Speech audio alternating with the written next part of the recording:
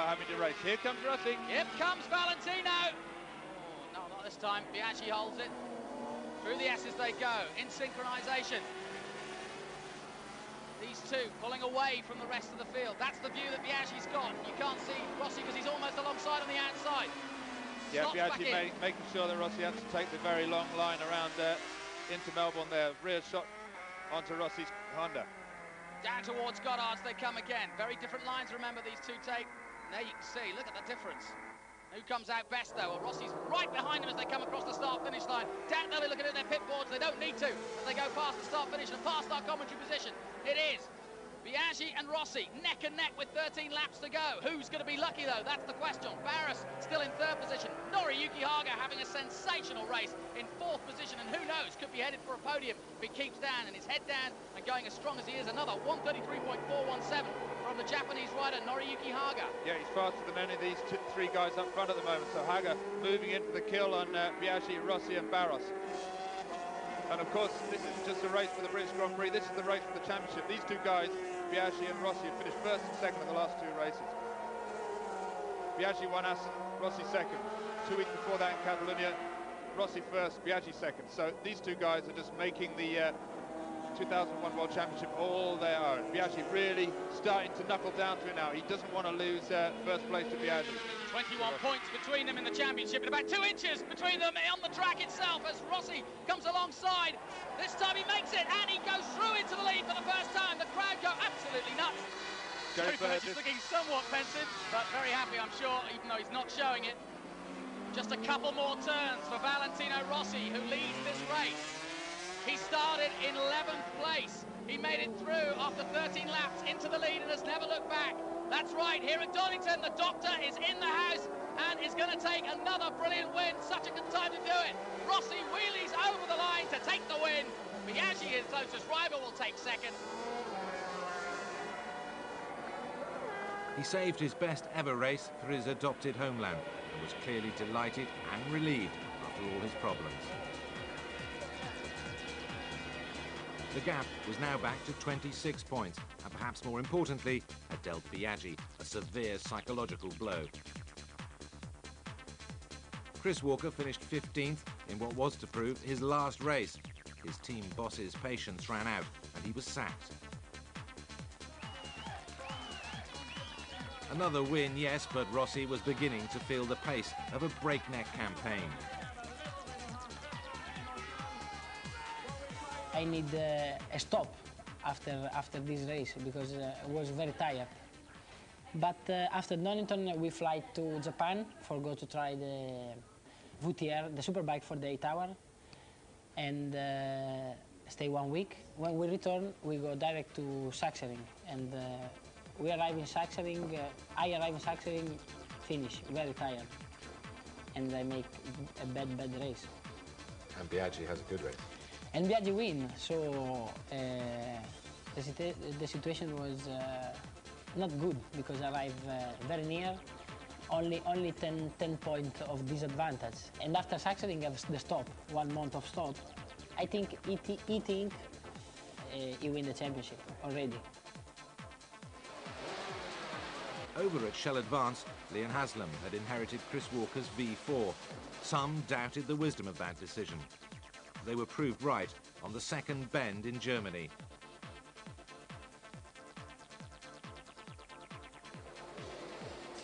Leon's new teammate was another 18-year-old Australian, Brendan Clark. The Grand Prix circus now had its 1-month summer break. While Valentino enjoys an ice cream, we'll take a break too.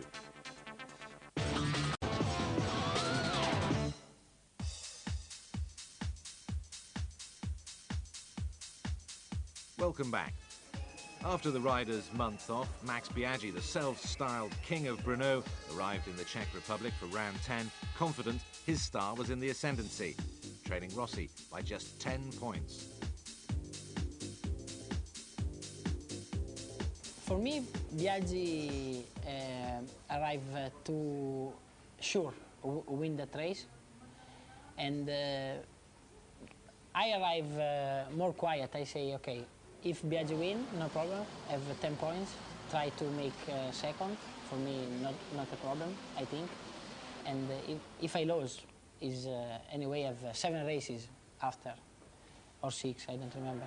He starts first, and also me make a good start and follow him.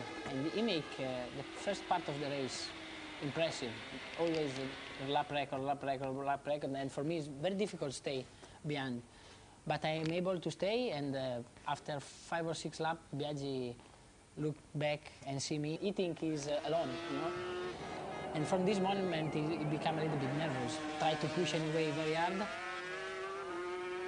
10 laps to go, 10 points between these two riders in the championship. It's been about these two riders throughout the year, and I'm sure it will continue to be so all the way to Brazil. But the question is, who's going to hold their head? Biaggi has the impetus at the moment. He leads the race. Rossi, though, is just tucked in there and is ever present. It's a good job they don't have mirrors, because all that Biaggi will be able to see right now is yellow, yellow, yellow. Oh, Biaggi's off! Oh, Max Biaggi has thrown it down the road, and that has literally gifted Rossi the win here. If he just holds on to it, absolute disaster for the Italian. But from behind is not a good feeling. When another bike crashes, always I hope no problem, no pain, no? Even Biaggi. Even Biaggi. Also, you know, the only chance for win with me is go alone, because if we arrive at the last three laps, usually I win. So he tried to go. And when he understands he's not able, he's a little bit nervous, I think, is normal. So that result must have been very important for the championship. Very important for the point, because anyway, I take 25 points, he take only 10 because he restart. But it's very important for the condition, you know. The lead was now nearly 30 points. The championship seemed to have taken a decisive turn, with Biaggi beaten on his favourite circuit.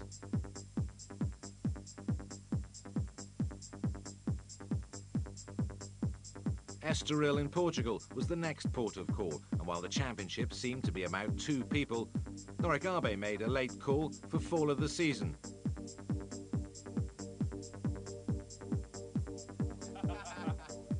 But he recovered in time to share his birthday cake with his mechanics.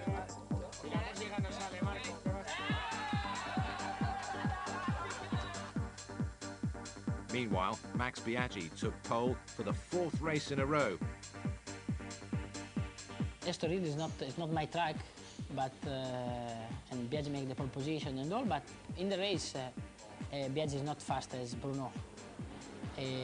So I make my race, I make my rhythm, and Capirossi come with me. It's very hard with Capirossi, but like in South Africa, Capirossi stay with me, but at the end it's impossible for him overtake, and Biaggi crash another time. Again. Oh, Biaggi's down!